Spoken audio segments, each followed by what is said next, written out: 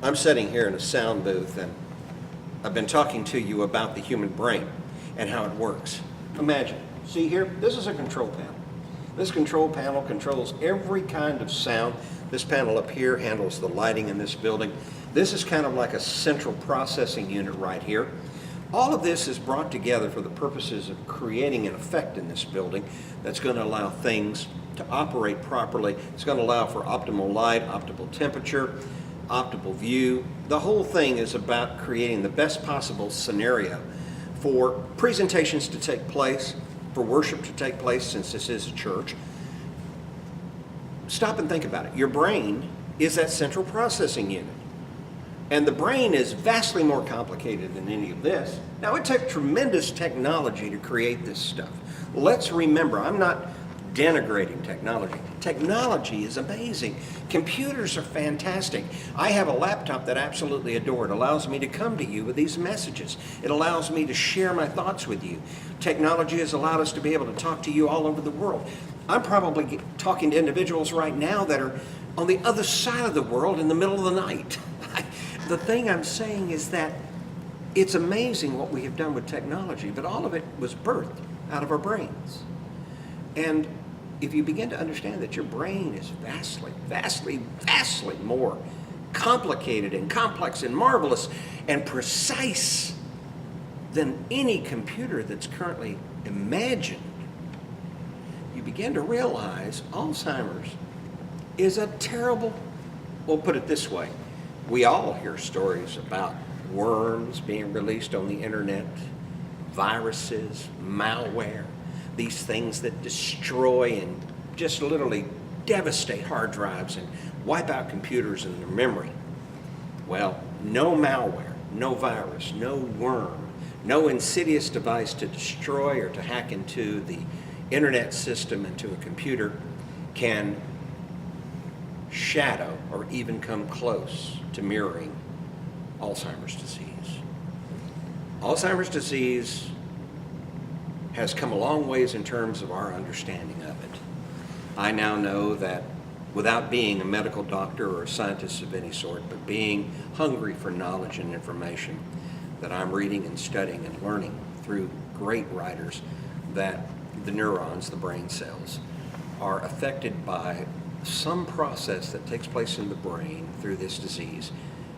The body produces a protein called beta amyloid. Beta amyloid. Remember that name. These beta amyloid proteins, if they overproduce, because they're a natural product of the body and they have beneficial properties. But like anything else, if there is an excessive amount of it, it can begin to overtake the other processes and choke the life out of them. These beta amyloid proteins have been found to manifest themselves in two ways. One are what they call plaques.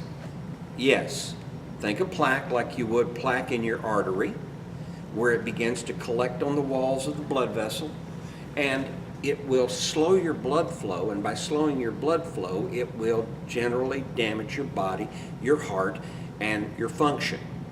That's the first thing, and these plaques are like that. They begin to coat, and in coating, they prevent life-sustaining nutrients, oxygen, blood, and other things to get into the brain cells so that they can operate at top efficiency.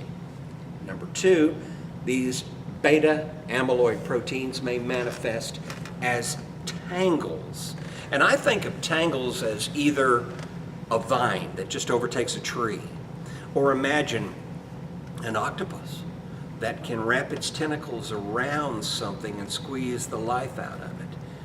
Well, these tangles do the same thing to your brain cells. The part of Alzheimer's that is most mysterious to me is that normally it begins in what is called the hippocampus. The hippocampus, as I understand it from my study, is primarily associated with short-term memory. And short-term memory is very important to us because it helps us to recall simple things like, did we say something earlier in a conversation about an important note? Where did we set our telephone? Where are my car keys? Where did I put that gift that I need to wrap? Did I put the envelopes into the mailbox so they could be mailed? We live with short-term memory each and every moment. Your short-term memory is working right now because I'm hoping that some of the things I'm telling you, you will recall and recall soon, or you may need to recall. So understanding Alzheimer's as to its systematic destruction of the brain is extremely important. The cruelty of it can be described in many, many ways. Number one, it destroys a beautiful mind. Number two, it's maniacally systematic. Think about it. What disease do you know that starts at one spot and it just goes boom, boom, boom, boom, boom? Like a clock.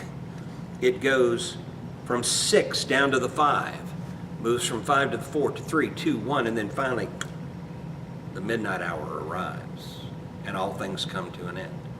This is Alzheimer's. You may have it. You may know caregivers.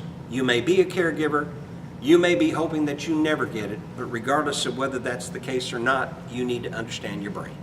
You need to understand why Alzheimer's, unlike any other disease that's on this earth today, is the cruelest and most systematically devastating, and it is ultimately fatal. You are the hope. I am the hope. We can end Alzheimer's. And how do we do it? Number one, through understanding and knowledge. It doesn't take a doctor to realize what we have to do to care for those that we love and to care for ourselves. Number two, we need to work to raise money for Alzheimer's so that research can continue, better medications can be found to slow its progress, and ultimately research will find a cure for this terrible disease. And number three, we need to band together as a family and understand there are two victims: the patient with the disease and the people that care for the patient with the disease. All of us are in this together. I welcome you to join my fight. In my next discussion, I'm talking about your marvelous brain and how beautiful it is and what you can do to protect it. I'm going to tell you something that will surprise you. Did you know that if you take good care of your heart, you can take good care of your brain?